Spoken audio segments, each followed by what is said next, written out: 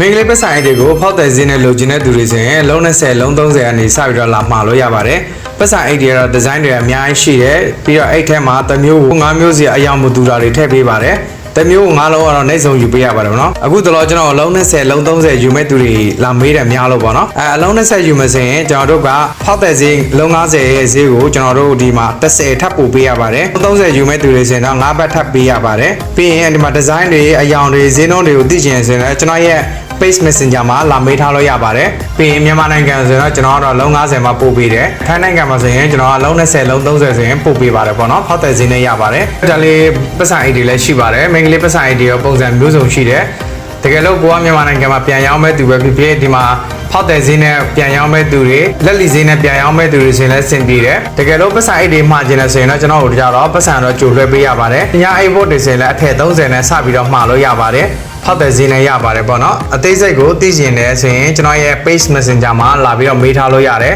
Bye bye